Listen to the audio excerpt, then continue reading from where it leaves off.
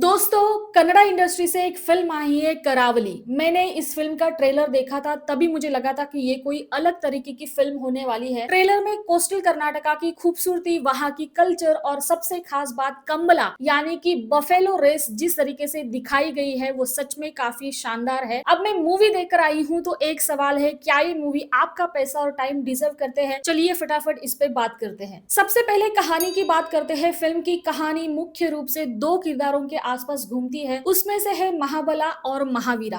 महावीरा अपने इलाके का एक बहुत ही मशहूर और शानदार कमला रेसर है। अब कमला रेसर कर्नाटका में एक बफेलो रेस जो करता है उसको बोला जाता है। लोग उसकी रेस देखने के लिए दूर दूर से आते हैं, लेकिन जिंदगी हमेशा हर किसी के साथ एक बराबर नहीं होती। कुछ ऐसी घटनाएं होती है जिसकी वजह से उसे जो इज्जत और जो पहचान मिलनी चाहिए, जिसका वो सच में हकदार है, वो यहाँ उसको नहीं मिलती। और यही से कहानी एक नया मोड़ ले लेती है। महाबला अपने दोस्त के साथ हुए इस अन्याय को देखकर चुप नहीं बैठता। अब वो क्या क्या करता है, क्या महावीरा को वो उसका हक और सम्मान वापस लौटा पाएगा, यही इस पूरी फिल्म का सबसे बड़ा सवाल है। इससे ज्यादा बताऊंगी तो स्पॉइलर हो जाएगा और मजा भी खराब हो जाएगा। और अब बात करते हैं फिल्म की सबसे अच्छी चीजों की। सबसे पहले बात करनी पड़ेगी महाबला की। सच कहूं तो मेरे हिसाब से पूरी फिल्म के असली हीरो वही थे। उन्होंने अपने किरदार को बहुत ही सादगी और ईमानदारी से निभाया है। खासकर जहां इमोशनल सीन आते हैं वहां उनकी एक्टिंग बिल्कुल बनावटी नहीं लगती। ऐसे लगता है कि वो किरदार सच में उस दर्द से गुजर रहा होगा। कई जगह पर बिना डायलॉग्स बोले भी चेहरे पर उनके एक्सप्रेशन बहुत कुछ कह देते हैं। थिएटर से बाहर निकलने के बाद भी उनका किरदार काफी देर तक आपके साथ रहता है। अब बात करते हैं राजबी शेट्टी की। इनके बारे में ज्यादा कुछ कहने की जरूरत नहीं है।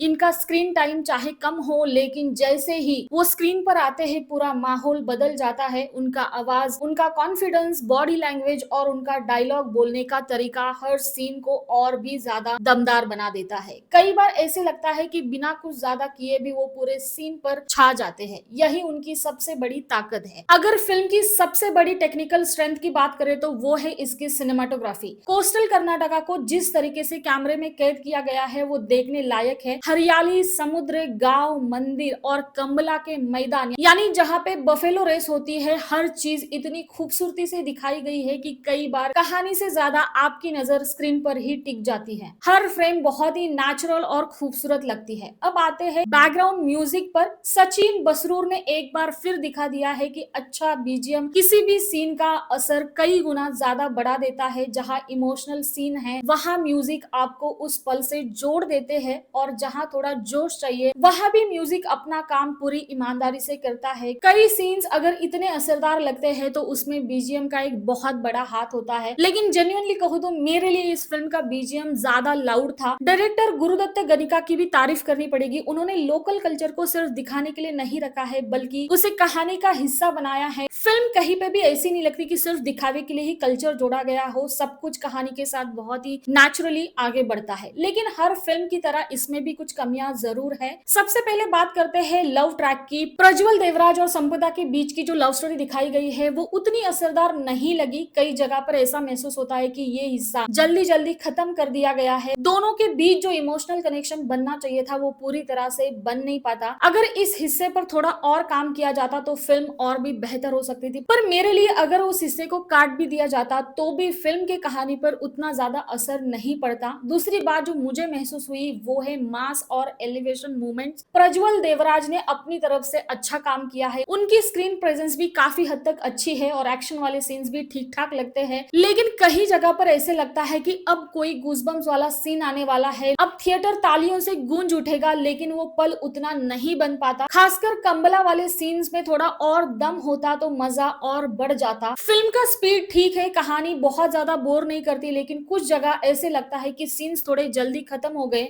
जहां कहानी को थोड़ा और समय देना चाहिए था वहां फिल्म आगे बढ़ जाती है। एक और कमी यह है कि कहानी आपको प्रेडिक्टेबल लग सकती है, यानी कि बहुत ज्यादा कहानी चौंकाती नहीं है। कुछ जगह एडिटिंग भी थोड़ी अजीब लगती है, जहां सीन्स अचानक कट होकर अगले सीन में चले जाते हैं, यानी कि ट्रांजिशन। तो मेरे हिसाब से करावली एक ऐसी फिल्म है जो अपनी जड़ों से जुड़ी हुई महसूस होती है। इसमें जबरदस्त कल्चर है, अच्छे कलाकार है, खूबसूरत विजुअल्स है और बढ़िया बैकग्राउंड म्यूजिक है। हाँ, कुछ कमियां भी है लेकिन वो इतनी बड़ी नहीं है, पूरी फिल्म का मजा खराब नहीं करती। अगर आपको ऐसी फिल्में पसंद है जो अपनी मिट्टी, अपनी संस्कृति और लोकल कहानियों को ईमानदारी से दिखाती है तो ये ये फिल्म आपको ज़रूर पसंद आएगी। और अगर आप सिर्फ बड़े-बड़े मास मूवमेंट्स या लगातार एक्शंस देखने जा रहे हैं, तो शायद आपकी उम्मीदें थोड़ी अलग हो सकती है। तो मेरी तरफ से करावली को 3 स्टार मिलते हैं। अगर आपने फिल्म देख ली है, तो कमेंट सेक्शन में ज़रूर बताना आपको सबसे ज़्यादा किसकी परफॉर्मेंस अच्छी लगी। क्या आपके हिसाब से भी महाबला ने पूरी फिल्म को सबसे ज़्यादा इम्प्रेस किया है, या फिर आपका कोई और फेवरेट है? अगर ये वीडियो पसंद आया हो तो लाइक ज़रूर करना, चैनल को सब्सक्राइब करना बिल्कुल मत भूलना। मिलते हैं अगले वीडियो में, तब तक कहीं ना जाना, वापस यहीं आना। तो दोस्तों,